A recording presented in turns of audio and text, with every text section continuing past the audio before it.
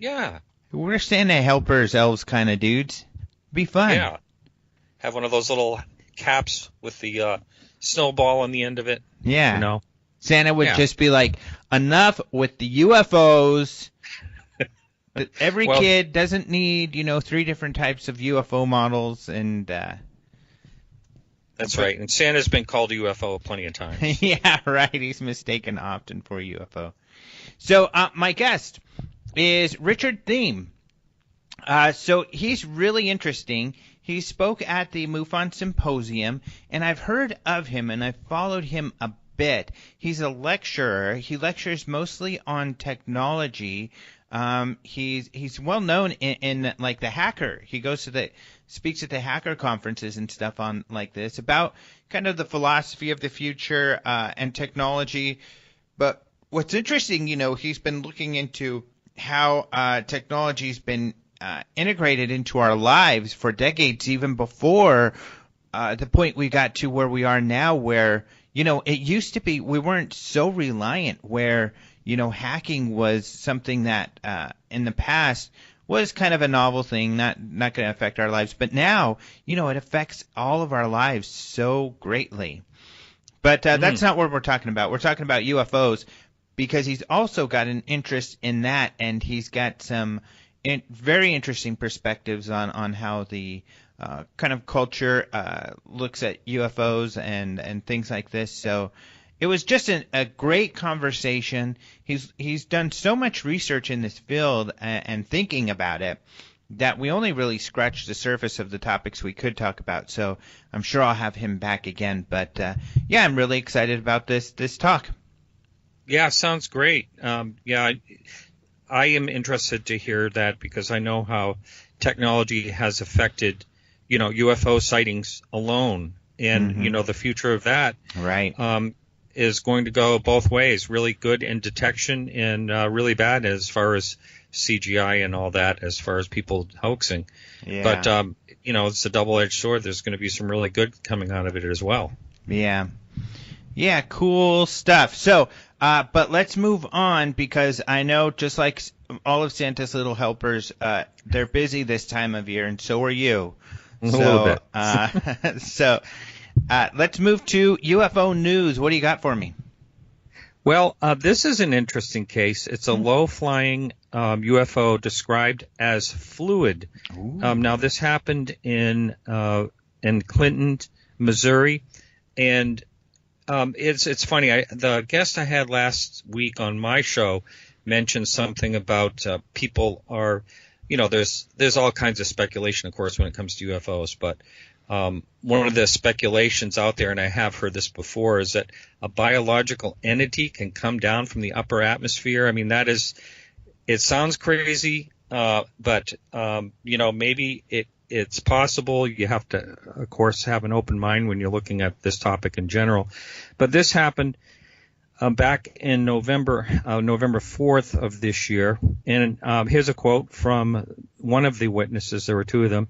It was dark outside, pitch black, and there was not enough light from the building lights on the exterior to illuminate anything. Suddenly, we noticed something moving about 100 feet away. And this was up above them. It was a silvery silhouette of an object in the form of a check mark. And it had a fluid movement and changed shape several times.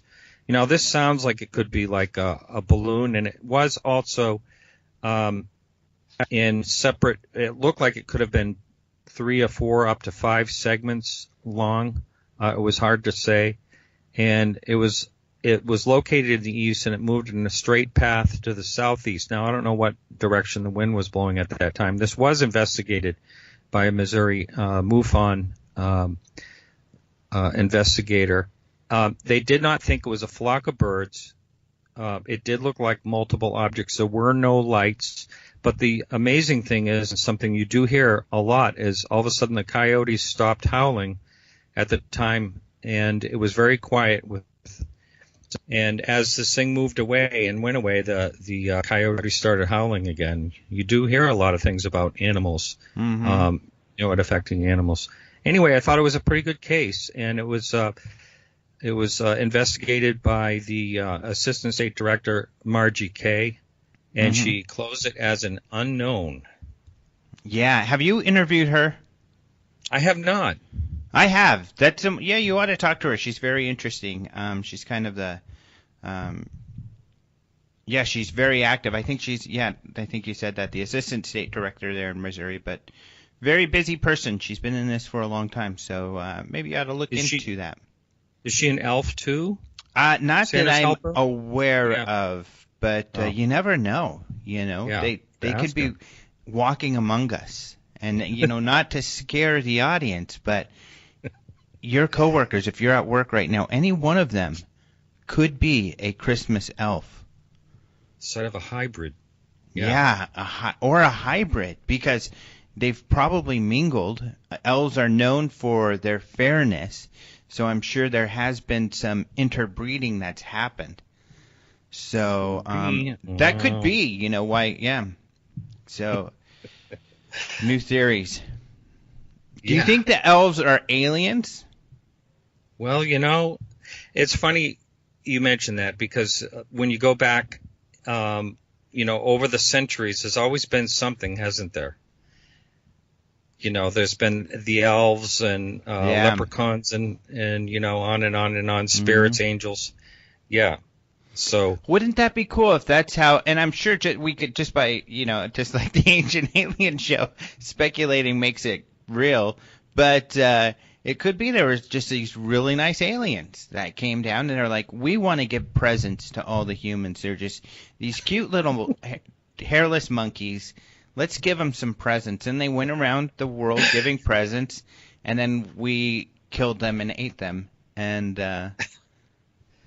here we are. There's an Ancient Alien story for you. The Ancient Alien Christmas. That's right. That's right. There's another interesting story that Roger wrote about. Roger from MUFON. He writes these MUFON sightings. I thought, and just another triangular one. Of course, there's so many of these. I think many of them turn out to be airplanes, and quite frankly, I think a couple of they haven't been investigated, so I'm sure the investigators will feel similarly. But there have been a couple UFO videos submitted, put up on the MUFON's YouTube site from witnesses that look like planes. They're not triangles. They're planes. Planes can look like that at night. But this is an interesting one, because this was November 17th at 8:45 p.m. This person saw this very brightly lit craft in Connecticut, New Milford, Connecticut. It was silent, but what is interesting here is that he says it made a perfect 90-degree turn, and at that point he said he could see the underbelly and see it was a perfect black triangle, and then he lost track of it because he just kept going home. But yeah, another triangle one. I mean, triangle sightings are just so interesting, and it's going to be exciting because we're going to have like a panel on triangle sightings, especially not just the Phoenix Lights, but around triangles at the UFO Congress with some people like, the guy who wrote the book on it, literally, David Marler, and of course great. Richard Dolan, who's very well versed on that sort of on sightings going back for many, many years. So that's going to be fun. But another story. So many people. Oh, I'm sorry. So many people just think they're just secret military craft. I don't know. I'm on the fence of triangles, because the sightings going back so far that I don't think we ever had that technology. We would know about it by now and be used in wars or whatever. Yeah. Well, David Marler's book makes I think, strong argument that that's not the case, not completely the case. Mm-hmm. Does the NIDS, Robert Bigelow's group, their report on black triangles. I think they make some good arguments that they're not military. But then again, I've heard from witnesses like the guy with the Black Triangle Facebook page who says he was right under one, and to him it was obvious human technology. So it could be both, I guess, huh?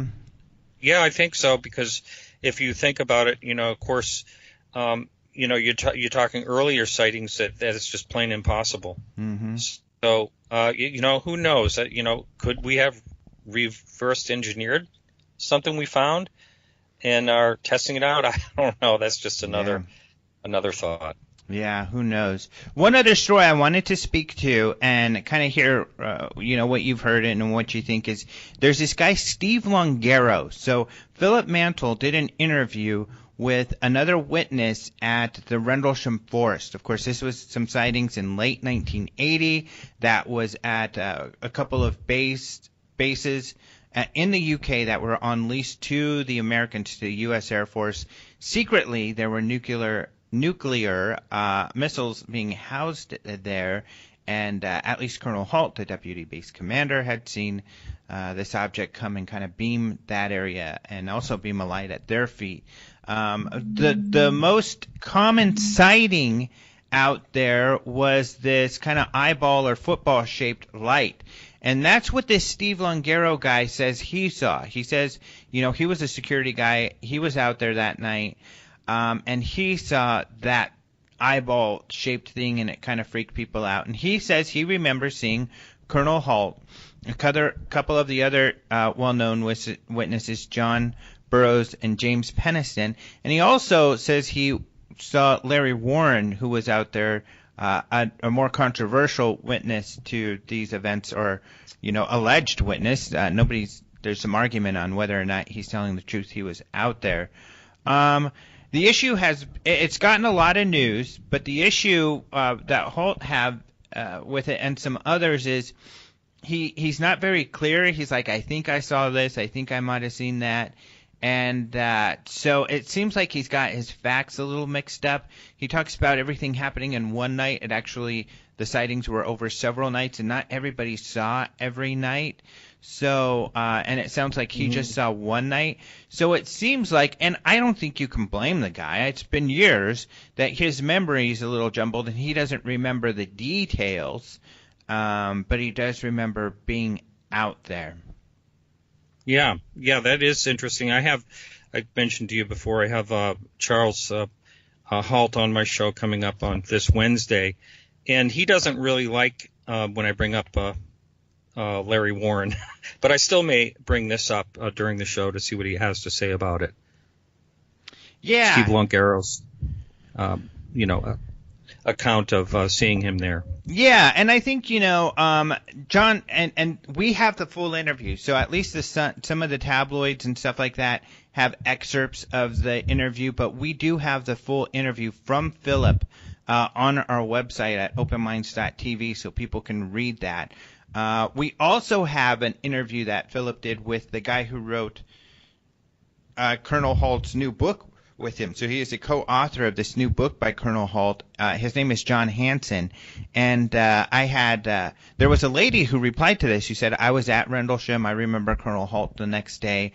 And John Hansen several times has pointed this out to me, that they have a lot of new witnesses that you haven't heard of in their book. So there's a lot of great witnesses in there, this new book that came out. But Halt said, I don't remember that lady. I wasn't in the hospital the next day. So again, this could be someone who was at Rendlesham. She remembered seeing Halt, maybe one of those days around the time the event took place, maybe weeks or months later, but she just, doesn't remember exactly when. But, so you could read that other interview as well with John Hansen about Halt's book. So Rendlesham, this is like Roswell. It's a story that never goes away, but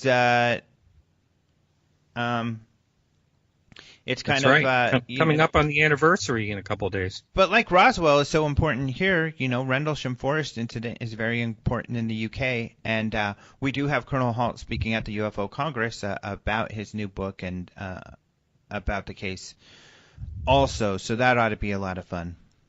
Yeah, great. And this, the Rendlesham Forest incident, has this Department of Air Force document. I mean, this is one of the well-documented cases out there, titled Unexplained Lights, and you have a PDF copy in the interview.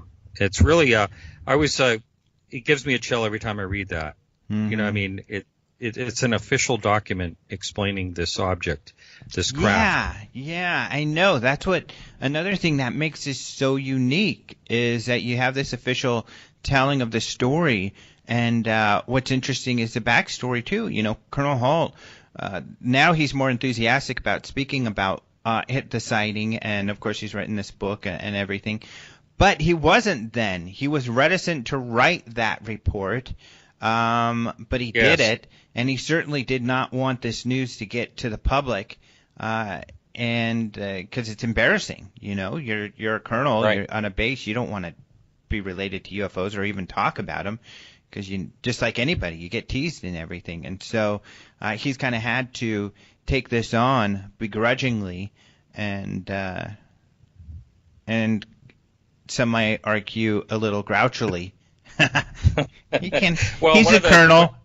Yeah. One of the questions I'm going to ask him is if Larry Warren didn't spill the beans in this thing and nobody else did, would he have just kept quietly his entire life about the whole thing? Which I think it's probably going to be yes, he would, but I want to hear what he has to say about it. Yeah, well, and, there were other leaks of information other than Larry. Larry was the first, so it probably would have got out there either way. Yeah, probably. Yeah. But then again, I think that's why people argue maybe it was disinformation or Larry's memory was screwed with. He even had said maybe that's the case because his version is some of the aspects of what he remembers are much more wild and difficult to accept than the other witnesses, and his version getting out there first kind of tainted the whole thing, I think, and made it more skeptical, people more skeptical than perhaps they would have been if it would have been documents and things like that would have come out first. So, right. Who knows? It's a mysterious world, the world of UFOs. It certainly is. Mm-hmm. Like I've said several times, it almost seems like it is enigmatic for I never get this right, too. Enigmaticities. I don't know. It's weird. I'll just leave it at that. Yeah, that's good enough. All right. Anything else, my friend? No, I am washed up here. Okay, well, thank you very much. I'm sorry you're washed up, but we'll get you revived and back in it. I hope you have a good trip out there. And, again, thanks so much for joining us for the news again. Very good. I'm really looking forward to hearing the show. And We'll talk to you next week. All right, let's go ahead and talk to Richard Thieme. I am very happy to welcome to the show Richard Thieme. Welcome. Hi there. It's great to be with you, and I appreciate the opportunity. Thanks. Yeah, I've actually been reading some of your work or looking at it for the last few years, and I've been intending to invite you to the show. In fact, I kind of had felt I always get mixed up that we had talked at one point, but we hadn't. And then a friend of mine, Morgan, who who put on the MUFON conference, reminded me, and so we connected, which is great. Terrific. It's good to do it at last. Mm-hmm. So you've got an interesting background in technology. I know you lecture like at hacker conferences and things, correct? I do. I call them, I speak there. Lecture sounds formal and academic, and they're usually not. I'm a professional speaker, and I have been for over 23 years, as well as an author. And HackerCons opened up for me many years ago. This is 16, so it would have been 1996. There was an opportunity to do a keynote for a much smaller con called DEF CON. There were a total of 375 people in 96, and they needed a keynoter. And I had been writing and addressing technology as issues, and jumped at the chance. And Jeff Moss, who's known as Dark Tangent in the trade, gave me the opportunity. And this last summer, I spoke for the 21st straight year at DEF CON. Wow. This year there were 25,000 rather than 375. And that opened a lot of opportunities. There were people there, not only hackers, as people think of hackers, and you have to go back 20 years to say these were kids in the main working on creatively exploring the network, which was like a huge big toy that had been presented to them.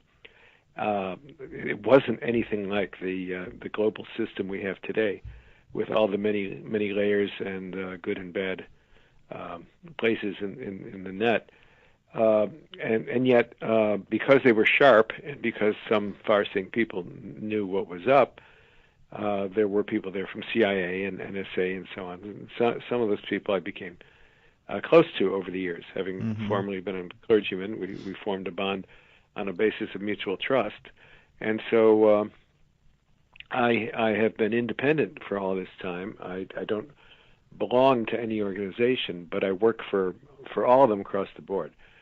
So an awful lot of other hacker and security and intelligence conferences became opportunities for doing speeches to illuminate the impact of technology on a variety of areas as well.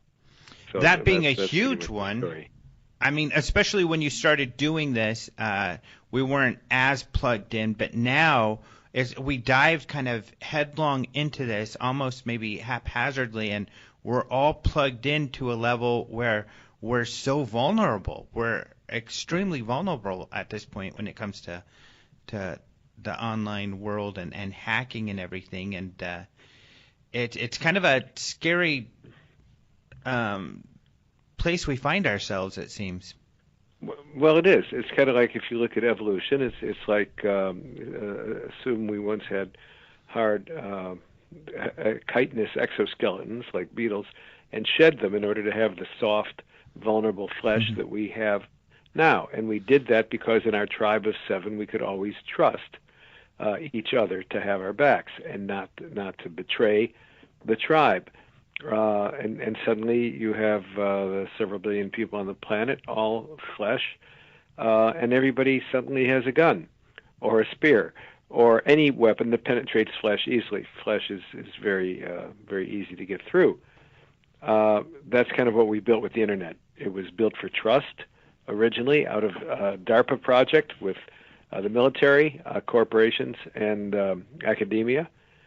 They cooperated on creating openings, portals for each other to use, on the assumption that trust could be counted on. It was not envisioned, except perhaps by a few visionaries, as a global platform for every aspect of our lives, whether telecommunications or military or now the Internet of Things, which is terribly vulnerable to all sorts of hacks, cars, have been shown to be hackable, and it's a spy versus spy kind of game to try to stay ahead of the defenders, but the defenders always win. I mean, I'm sorry, I wish the defenders always win. That was a Freudian slip.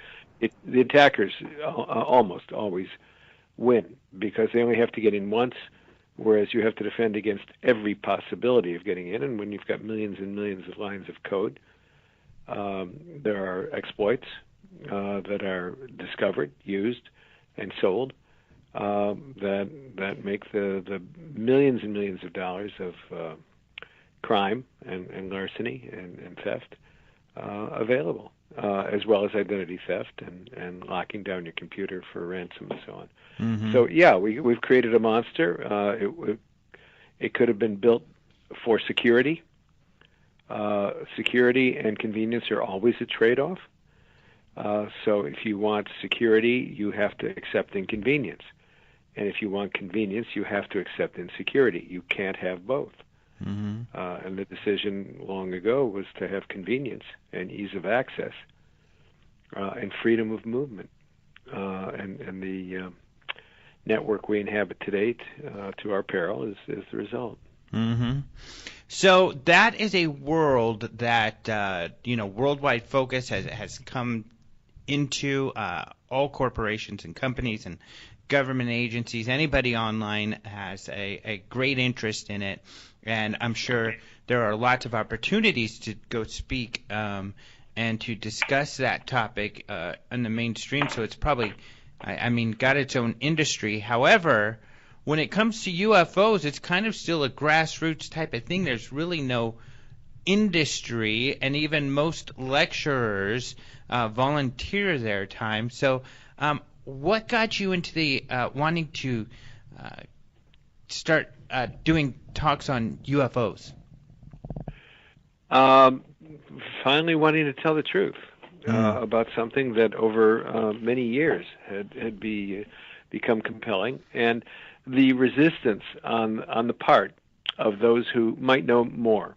That's all we can say, might know more, to allowing a free and full discussion of the facts and the data in the interest of a generalized population-wide exploration of what has been happening since, say, the 1940s, the modern era as we call it. That reticence to allow that or enable it and the actual countermeasures to prevent it intensify your obsession with it. So I would say I share that obsession, although not to the degree that some have. But it makes you want to know. I do a talk now, for example, on trauma in the intelligence and security worlds, what it does to people to do the work and keep secrets. And Robert Powell, who's the head investigator for MUFON and co-author of our book, UFOs and Government: A Historical Inquiry, a brilliant guy.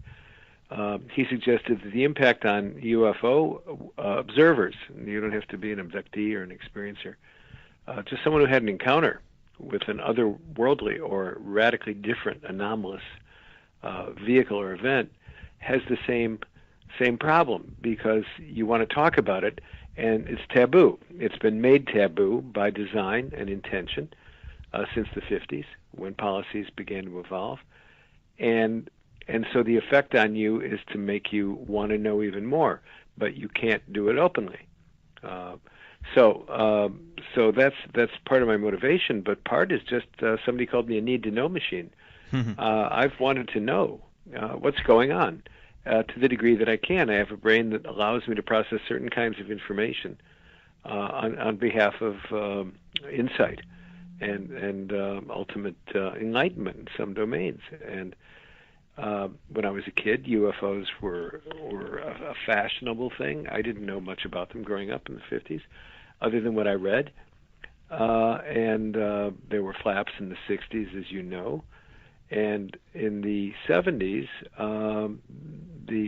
thanks to Alan Hynek and others who had popularized the notion in a legitimate and respectable way, there was a widespread interest in UFOs. And in 1978, the movie Close Encounters of the Third Kind was playing in the neighborhood theater when I was in my first parish as an Episcopal clergyman in Clearfield, Utah, on the edge of Hill Air Force Base. And one of the members of the parish was a fighter pilot who had my absolute respect and still does. He was decorated for valor in Vietnam. He had the right stuff. He was that kind of guy.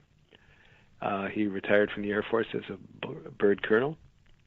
And we were talking in the church basement one night alone when I said, Bob, all I know is I read about these things.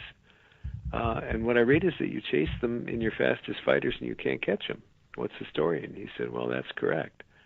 He said, we chase the damn things in our fastest fighters and we can't catch them. And he related a story of a colleague who has a typical story, flying, and anomalous vehicles zoomed out of nowhere, circled him, paced him, and then took off at a speed that he knew that we could not match with our technology. So that was a contextual shift for me in 1978. What's real about this? It had become real. It had become something part of the phenomenal domain as a result of that conversation, rather than a metaphor or story or tale or narrative, which I was familiar with as I used to teach English literature before going into the ministry at the University of Illinois. And suddenly it was real, and I wanted to know what I could, and that began an exploration, which is 78, almost 40 years ago, of finding out what I could. And in the same way that I did with technology, with my background, which is not a technical background, the way I have learned is by putting myself in a position to learn from people who know a great deal more than I do. In UFO domain, there are an awful lot of people who say anything or believe anything, and I try to avoid that. But there are other people, like I will say, the co-authors of the book, UFOs and Government, headed by Mike Swords, who is an absolutely brilliant thinker. And I escalated my game, put it that way. I got myself appointed as state director of MUFON so I could interview people. I used that opportunity to write a couple of pieces on it long ago, and used that opportunity to interview key people. I still have those interviews, a dozen or 15 of those, with key people. And interviewing is a good way to self-educate. So I chose the best people. And then I was very fortunate, talking to Jan Aldrich of Project 1947 some years ago, and he said, well, we're meeting down in Dallas, some of us, to discuss writing white papers. Do you want to come down to that? That was very fortuitous, because that allowed me to take place in a weekend conversation, the result of which was not white papers, but UFOs and Government.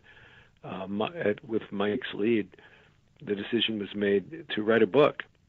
And Mike's research is unimaginably extensive, and is on top of Lauren Gross, who did these incredible monographs year by year monitoring UFOs.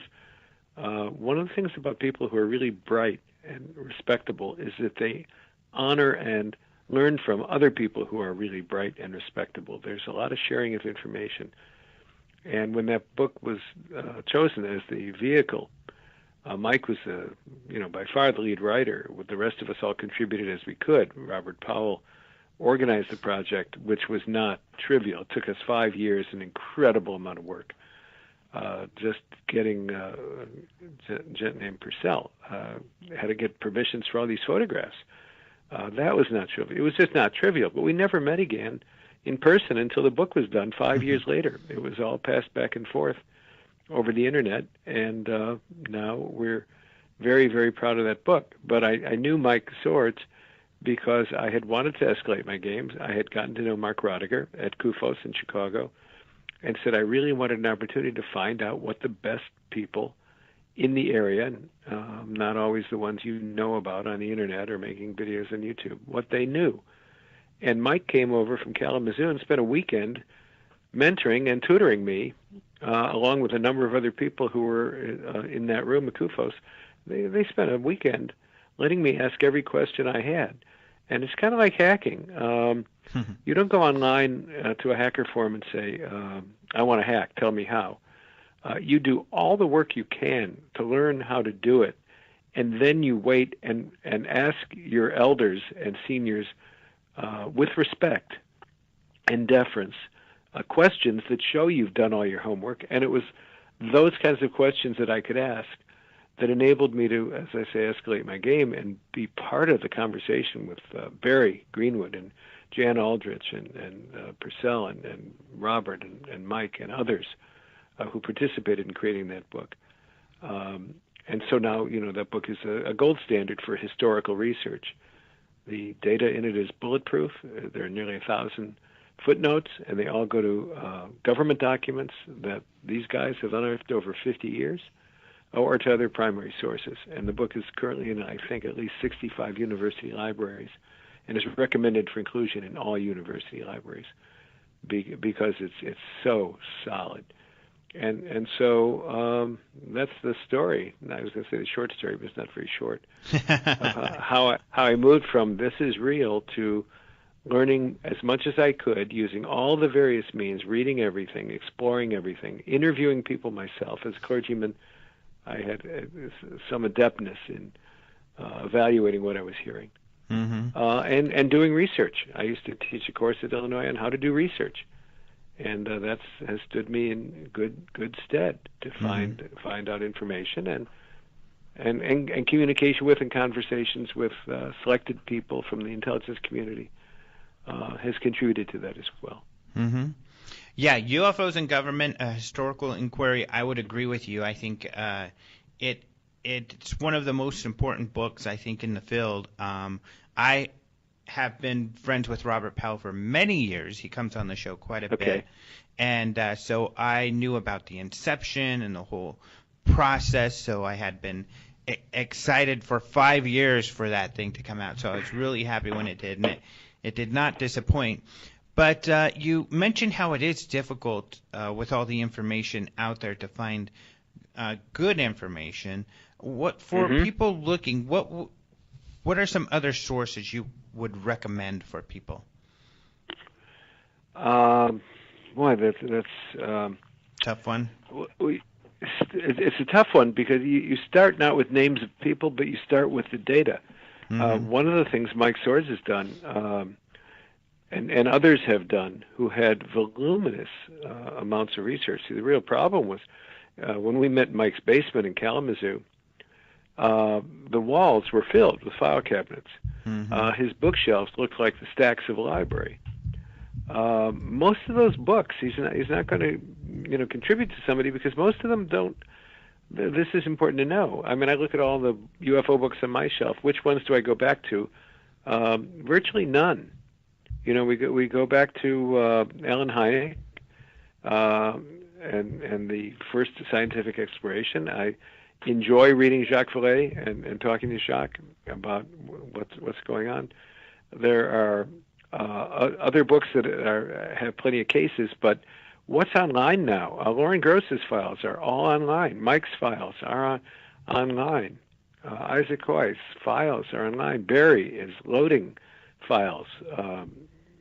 Project 1947, under the stewardship of Jan Aldrich, is full of good files. You go online and start moving through these files. Well, this is where research begins. The daunting aspect is that there are thousands of them, and you have to have filters. Excuse me. We don't look at simple lights in the sky or single witness cases. You try to escalate to the best data and the best evidence, and then you look at those and you use the best people who can do an analysis, who really can help you sort out what's weather phenomena, or what is likely to have been a cover story for a test of our own advanced technologies. When you get UFO reports, 4 miles from Edwards Air Force Base, you want to look at that kind of carefully.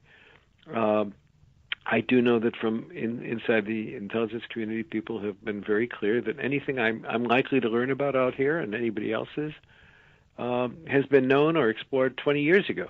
And it doesn't become known for a long, long time. You can look at the U-2. You can look at stealth technology. These things were developed and visible and misunderstood before we had names for them. And that's especially true now. Some of the things we are doing with technology is astonishing. But you have to really know what you're doing. You can't just go on the narratives. The Internet, like you say, is full of, well, now we've got a lot of emphasis on fictional stories that half the country believes. And if and not the same more. Is true with, the same is true with UFO stories. Right. I've walked into conferences where people are talking about, it sounds like Dungeons and Dragons to me, where they've identified a whole variety of alien invaders by type, by visuals, and by intention. They know about this cosmic warfare going. The truth is that's just all nonsense. So you really have to have a nonsense filter to say, what is the data that supports that? Just as you do with Comet Pizza in the news today. What is the data that suggests that all the people in the government are engaging in pedophile parties and satanic ritual? Well, actually none. And it's the same with these arcane narratives that people want to believe because they're exciting and they give you the illusion that you know. And that calms your cognitive dissonance. That quiets your anxiety. And people project way prematurely onto a few stars in the sky. Oh, that's a bear. Well, it could be a pig. You just don't have enough data to connect the dots yet. So you start with the data, and you start with learning methodologies that enable you to research the data appropriately and leave yourself a pile of gold, and not fool's gold, and not dross, but good data from which you can then infer a wide variety of things. We refer to the book UFOs in Government. One of the things that's very clear from that book is that UFOs are real. It's clear, even if you never saw a UFO, from the response of the government for half a century or more to the phenomena in light of national security concerns, which were legitimate and very urgent in the 50s, when the Cold War with the Soviets was really cranking up. So you can infer from the way people managed the phenomena as a narrative in the mind of society that they were doing something serious, something real, something that took some resources, and something that had been decided. Mm-hmm. You know, Prime Minister of England once said, things don't just happen to happen. You don't have to make it a conspiracy. People meet in rooms, make decisions, and then formulate plans and execute them. That's the human project. And they did make a variety of people made a concerted effort to cover up the story. Well, then that means you have to have a real understanding of cover stories and how they work, how illusions and misdirection and ultimately ridicule of credible people are the primary weapons in that arsenal to make it taboo, as I said, to make it likely that people will not discuss openly something that is hiding now in plain sight, because they couldn't control the phenomena. Mm-hmm. They couldn't make it stop showing up. They couldn't make encounters not happen. What they could do is ridicule and debunk and explain away and make it impossible for people to feel good about going public with credible stories, as well as risking their careers. Now, a lot of the stories, came from airline pilots or the like. And once you've been told that you must have been drinking by a superior, the word got around pretty quickly. You don't talk about these things in public. So there develops what I call a black market in truth. It's no different than having contraband available, but you have to know where to go to get it. Mm-hmm. And then you have to be very careful about not believing agents of disinformation, whether they are sponsored agents of disinformation for the purpose of debunking, or what the communists called useful idiots, people who are naive and promulgate stories because they don't know any better. Mm-hmm. And that's as powerful a kind of disinformation as an organized plan. Right. So it's not easy to look at alloys. You hear metal being analyzed. I have plenty of stories, but they're stories. I can't verify them. But we have plenty of stories that we've accumulated over alloys being developed in response to the alloys that are likely to be found on craft that we couldn't in the old days emulate before nanotechnology. The behavior of light in fibers before we had fiber optics. There are a number of technologies that you can make a case for saying at least the idea, the theoretical physics behind the exploration of and development of these technologies may very well have come from at least reverse engineering the concepts. But in order to explore whether that's true, you really have to know material science. You have to know nanotechnology. You can't just take somebody's simplistic story. So, like anything worthy of exploration, you have to do an awful lot of homework first, and that's be very, very careful. Mm-hmm. And that seems to be the difficulty, especially when a lot of the more prominent voices, or at least that have the attention of larger groups of people, and partially from the television shows out there, they espouse a lot of information and data, but unfortunately, and it's something I found by following trying to source the data, it's unsubstantiated often, and it's not strong data. And that's right. So a lot of people are speculating and making a lot of assumptions that then become truth for others, and people assume, oh, well, if they're saying that, then it must be what's going on, and not realizing that they should have probably prefaced it with, I'm speculating that this is the case, right? Which nobody does, unfortunately, or very rarely do people do that. And so there's a lot for lack of a better term, useful idiots out there, and so it does become, I think, difficult for people. Right. Absolutely, it does. Plus, it changes you to have an encounter. My background was religious experience in the ministry, and sometimes it's hard to distinguish between what's outside and what's inside. And people claim religious experience originated outside, prompted by narratives of religious traditions which predispose you to have what I call a hierarchical restructuring of your psyche, which each religion provides the means to have, but they have different narratives. Christians call it being born again. Buddhists call it a nightmare in daylight, enlightenment, and so on. Everybody provides the narrative that will encourage you to have the experience, but they explain it in different ways. Well, that religious experience is hardwired. That's why humans have them all over the world when they're prompted by their cultures to experience it. UFO experience often seems to me to be somewhat similar. People are encountering something that's anomalous, that's outside the ordinary, certainly outside their everyday experience, and which, in terms of the belief systems or structures of understanding they've developed, is fundamentally challenging. It's a brick through the window. Because if this is true, then a lot of the things I have believed are not true, or some others may be true, and I don't know. And I don't know what I know, and I don't know what this is. And at the same time, there are reports of the impact on consciousness itself and on memory of the encounter. Now, some of that may be because we can't allow ourselves to know and remember what we experience when it challenges us so deeply in our fundamental beliefs. But it also may be encouraged from the outside. And again, I know from the exploration of intelligence methodologies, playing with memory, playing with consciousness is very, very much a part of the game. And it's done in all sorts of subtle ways. And that goes off on a whole other track. People who tell me that their electronic mind control experiments are being done on them, and you ask for the evidence, and of course it's worse than UFOs because UFOs are real.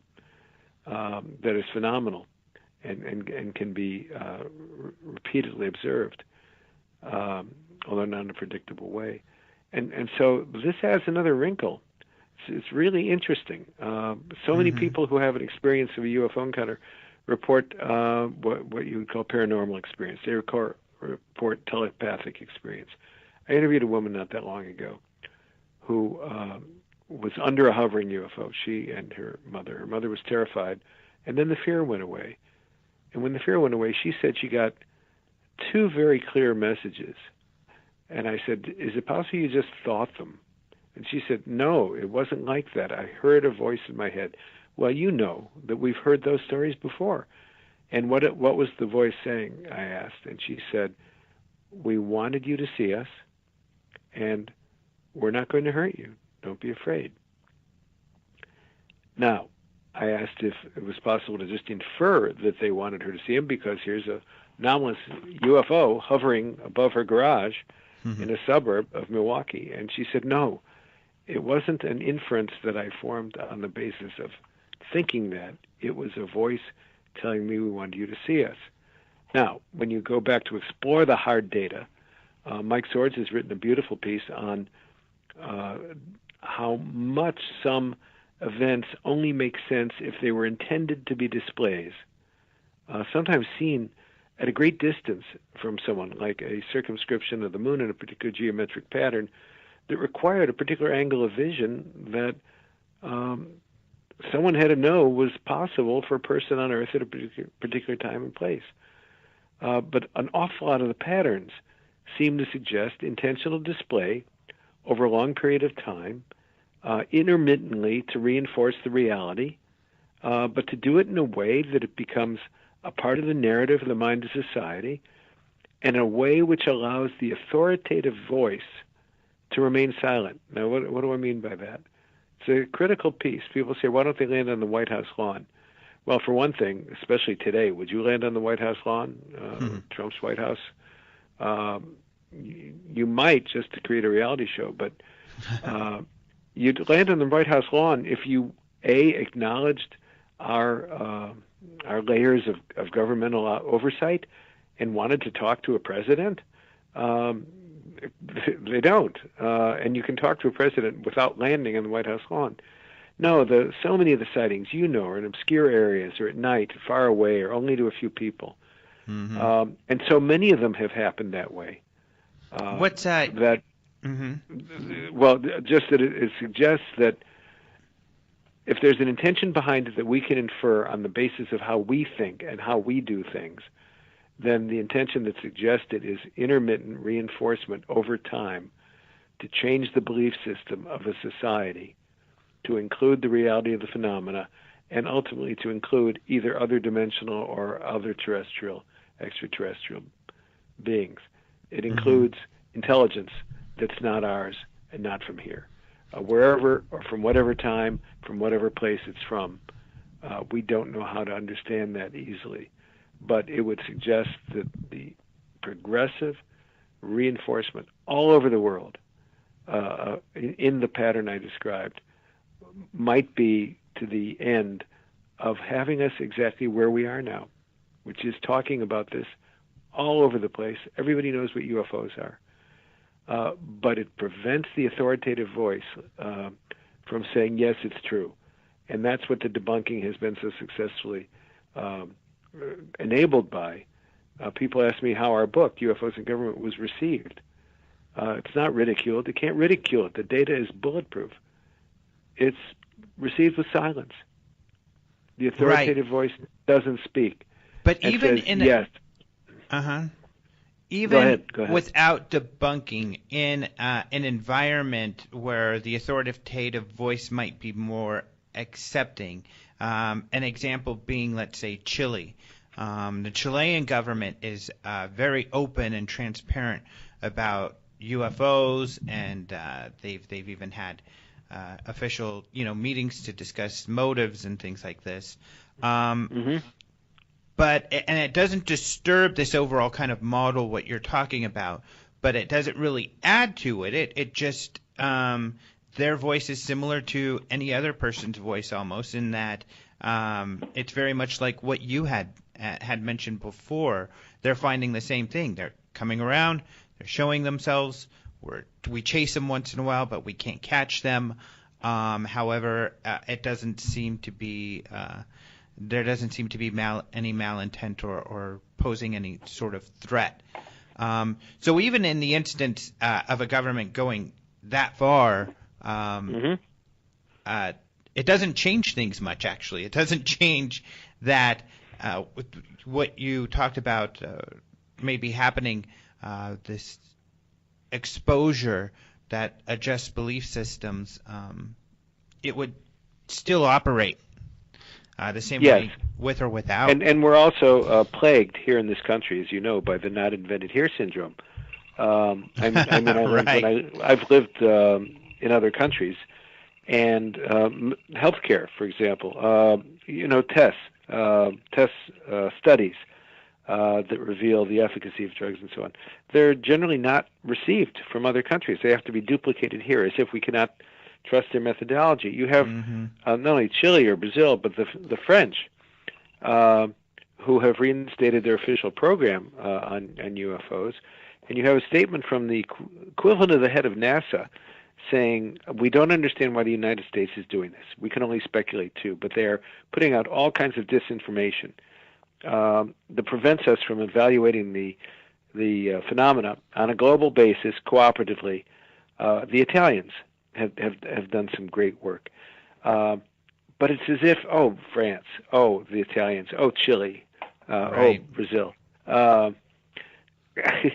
Even Western Europe, which ought to be on our radar as a source of respectability, it's as if it doesn't exist. You've got the head of the equivalent of NASA in a modern, progressive European country saying, no, this is real, and why do they keep debunking it? And he gets the same silence that the rest of us get. And so he can only speculate, he says, that this is done to because there are alien technologies that we want to develop and we don't want anyone else to get, or because there's some other clandestine reason. And you know, one of the alarming ones, there are all sorts of alarming scenarios of experimentation and cooperation between the military and the government and the aliens and so on. We don't know what's real about that, but we do know that if the reports from Brazil early on were accurate, there have been casualties during encounters, whether intentional or not. People have been injured, people have died. I interviewed people here in Wisconsin in relationship to a case up in, I'm forgetting the name of the town, the northwest part of the state. But it's a well-known case because the police officer had gone across town in pursuit of a UFO, and they lost track of him. They lost signal, and when another police officer went and found him, he was coming to consciousness again. He said, "The damn thing zapped me," and he subsequently had illness and subsequently died months later. But they could never identify what the source of his physical malaise was. And I spoke to the officer who found him, just to verify that was legitimate. And he said that's exactly what happened. Well, I can't get beyond that. See, I can't do the autopsy. I can't get beyond that officer with the proper affect appropriate to what he was telling me, verifying that happened. So there's that alarming possibility too. And you probably know about the 1970s textbook that the U.S. Air Force Academy put out, where there was a chapter about anomalous phenomena. Half the chapter was pretty good cases, and it made the statement that the uncorrelated data suggests 3 to 4 different civilizations visiting the Earth. Well, that story was finally outed by the Inquirer, which is also an interesting path to go down, where the Inquirer came from, and how those periodicals operate on behalf of debunking stories. And the Inquirer covered it. That meant nobody legitimately was ever going to cover it. And meanwhile, the book was retracted, pulped, all copies destroyed, and a new copy issued, new edition that had that chapter changed completely, and all the cases removed, no statements removed as well. But you have that statement in an Air Force textbook, 3 to 4 different civilizations. What do you do with that? We have that chapter now. You can get it on the internet. And what you can do with it is so much of what you can do, so like what you can do with this stuff. As you know, you can talk about it the way we are, and you say, how about that? You can spin off these elaborate space opera scenarios as if you know who these civilizations are and their intentions. You can infer, as Mike Swords has done, these are the likely advanced civilizations in the galaxies and how they would likely develop and what they might be interested in. He's got 3 possible scenarios. Or you can just say, isn't that interesting? Because it doesn't correlate. It doesn't connect to anything else. It doesn't give us more data to which to connect it, to say, yes, there's the reptilians, and there's the Nordics, and there's the tall whites, and there's the small grays, and there's on and on. We don't know what it means, but they were obviously going on the reports of different kinds of humanoid entities seen near craft before craft departed. So unless there's more disclosure of facts and data. Assuming there's facts and data to be disclosed or Well, that's right. That's right. Hal Puthoff has explored this stuff a lot. He's an NSA guy, worked with remote viewing. He says disclosure is not the right word. He says you want confirmation because, as Mike Sword says, we've got so much data out here, as you know, too. I mean, the data repositories that I mentioned, we have an awful lot of data. We can't answer all the questions or go down all the roads to explore all the questions we have, but we have a lot of the same data. And to the degree that the phenomena keeps itself hidden in terms of its intentions and sources, ultimate destinations, ultimate goals, and where it comes from. You know, Go ahead. discussed earlier about, the results, what may be the intention, but is certainly the results of the phenomena, is that people are witnessing these things and, like you said, kind of having a religious experience. That's actually what my talk is going to be at the UFO Congress, is about religion and UFOs, and that's essentially the gist, is that although it's kind of a subtext of my talk, is that it does, this is what's happening. People are witnessing something. They're having this religious experience. It's something they believe to be a UFO, and maybe it is. In some cases it's not, but it still has the same effect just because we have this idea of UFOs. That's right. In the culture. And then they look they strive. It's like they have a hunger to then find a belief system that either supplements their religion or, in some cases, replaces it, but incorporates this idea of UFOs and extraterrestrials. And often they find most people aren't comfortable. I think a lot of people, probably yourself, myself, I think Robert's the same, we're comfortable with not knowing and continuing to look till we find something. A lot of people aren't, so then they attach themselves to these belief systems that others are involved with, which are no better, in some cases a little worse if you take into think of like what the Stargate, the people who committed suicide. So they're finding these belief systems that incorporate the idea, but are still just kind of as out there or wild as some of the things you had mentioned earlier. That's absolutely right. And you may recall I quoted Nietzsche when I did my talk at the MUFON Symposium last time, who said, in the face of cognitive dissonance, in the face of fear, in the face of the unknown above all, what people do is search for the first explanation that comforts them, that alleviates their anxiety and fear. And people can only tolerate so much ambiguity and complexity.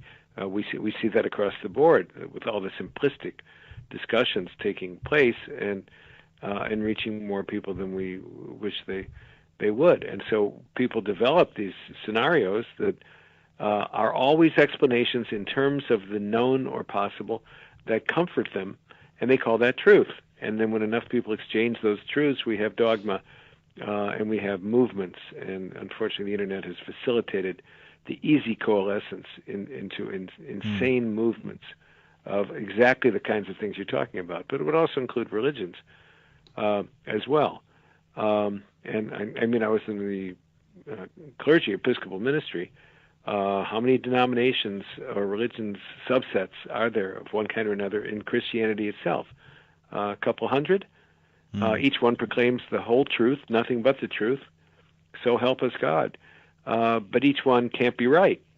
If any one is right in saying the way we interpret the narrative in this literal way or this interpretive way, then we're right and everybody else is wrong. If that's true, then you see what you just described applies to ufology, applies to religion.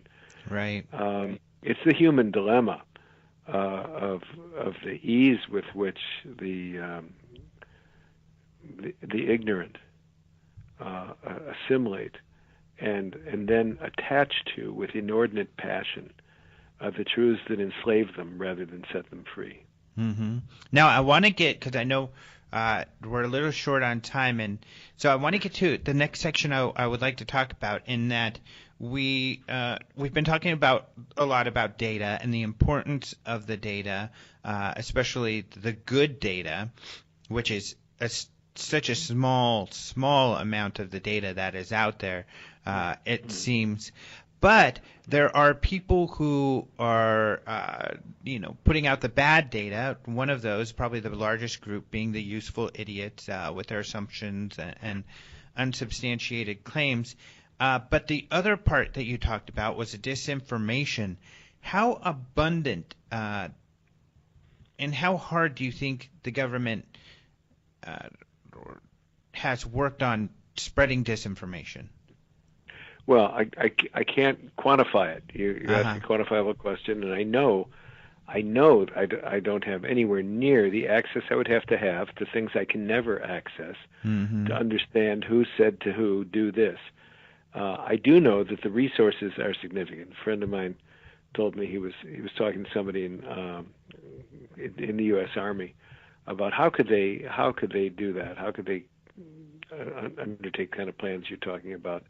And he said, never forget the laugh. He says, you have no idea what we can do with resources.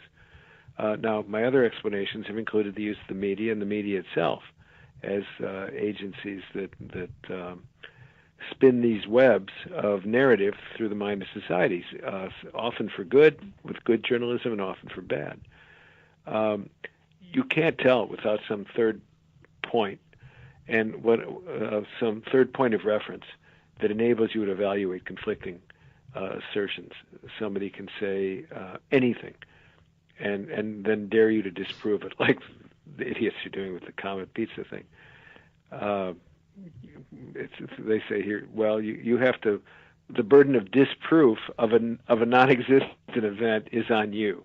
Well, at that point, your mind just gets tangled knots, and you can't believe what you're hearing. You don't know. Sometimes disinformation, like the whole Doty affair, or the aviary, that sort of thing, becomes seemingly clear.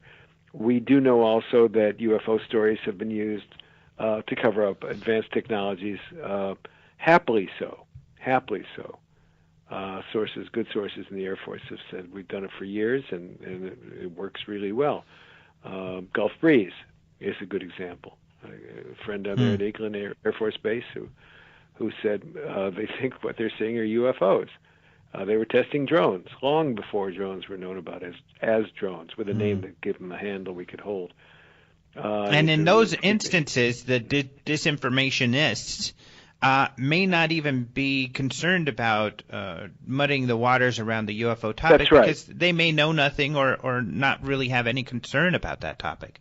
No, the context has been created where someone could say, they want to see UFOs, as my friend said, let's show them some UFOs.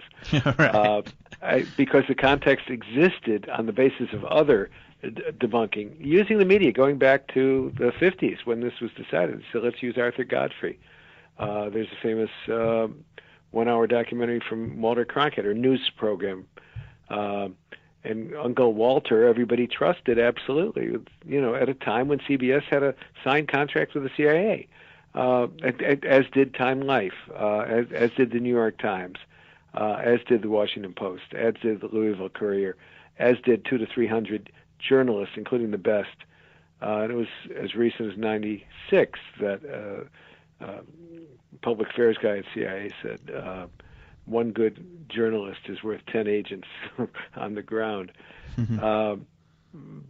Because, of course, they're going to do whatever they can. And it doesn't take much. These days, the problem is there's this pushback from these independent news sites, like Breitbart or InfoWarCon and so on, to which people go instead of ever reading mainstream media. So they don't have an alternative narrative. Given that, it doesn't take much.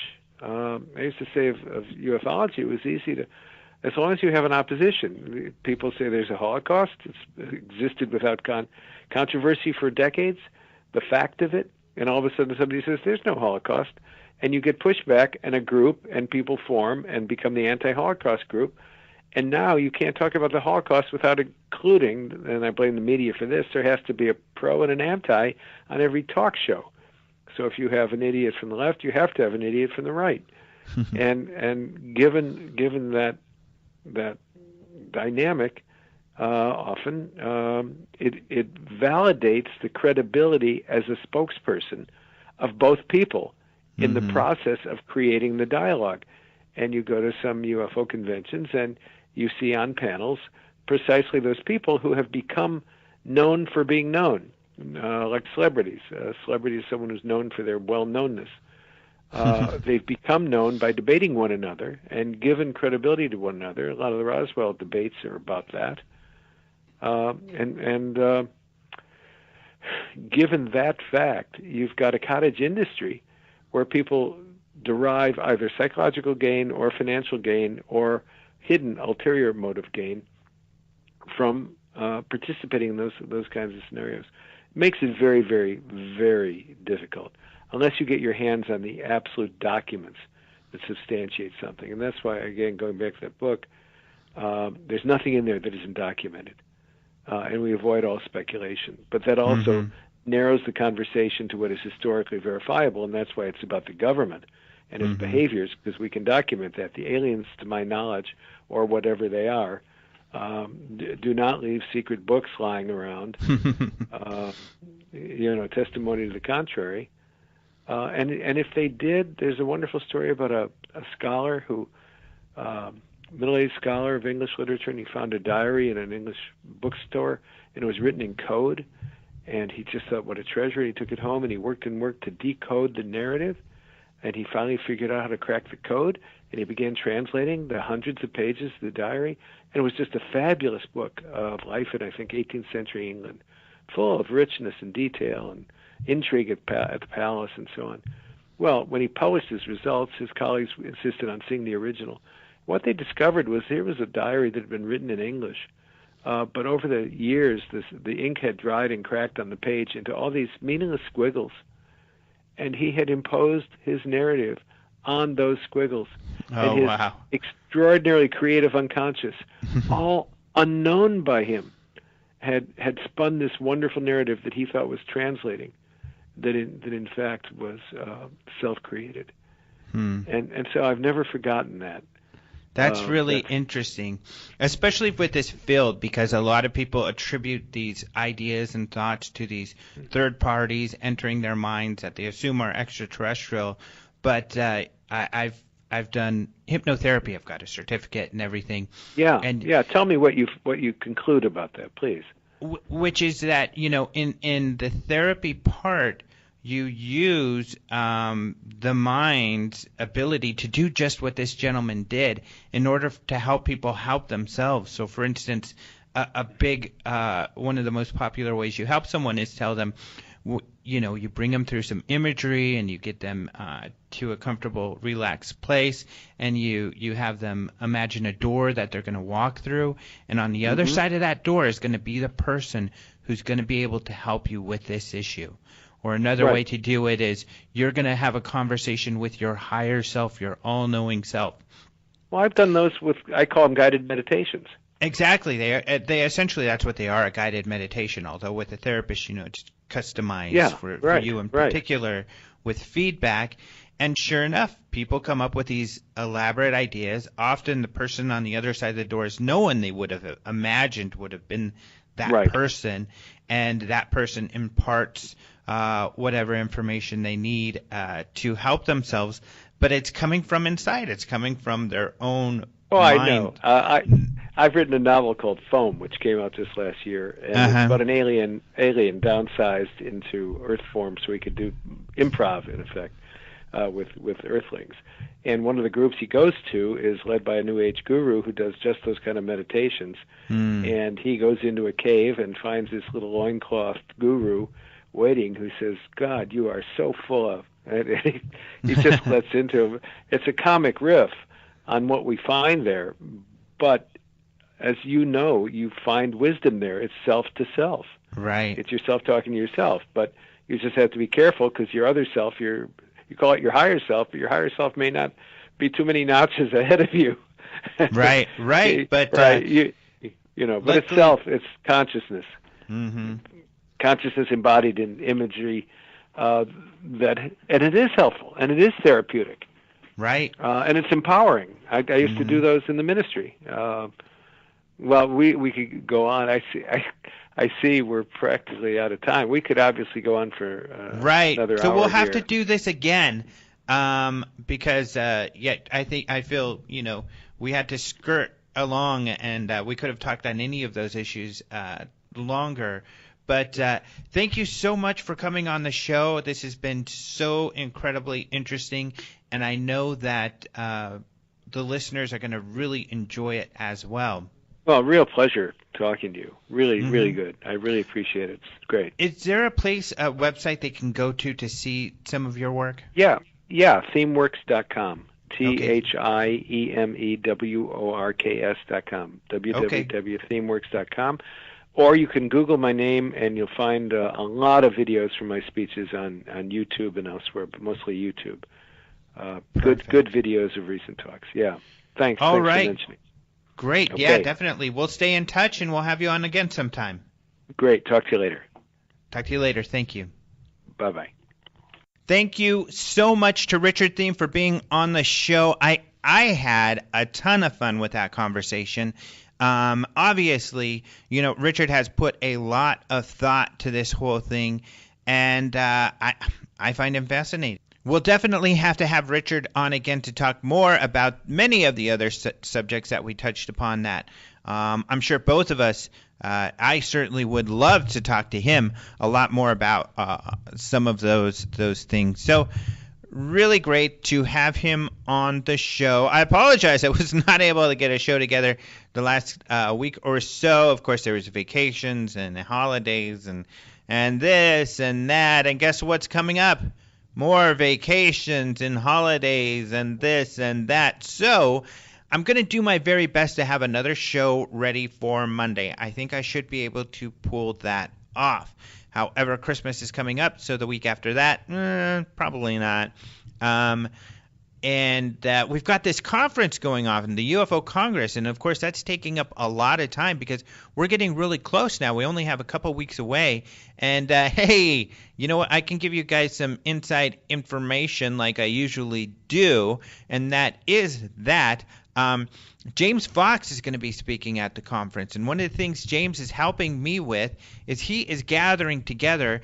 Some of you may remember or may not know who he is, but James Fox is a producer, and he's put together what I think many others would argue are the best documentaries on UFOs. Out of the Blue and I Know What I Saw.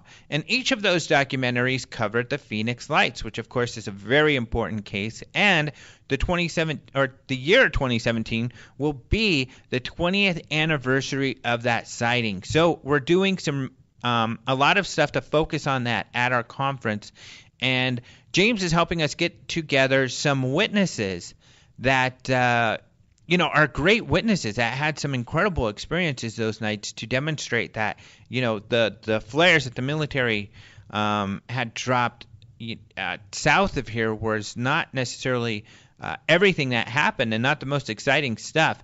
So that's going to be a lot of fun. We'll be able to hear firsthand from these witnesses. So that'll be great. So it's going to be a lot of fun at the Congress. We have at least one other surprise in store that we're working on that I think I'll be able to announce soon.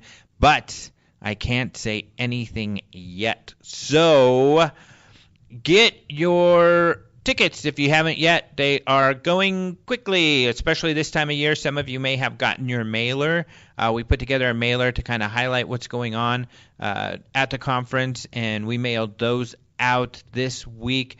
They're beautiful. Our buddy Eric McFarlane, who is our graphic designer, who is amazing, put those together.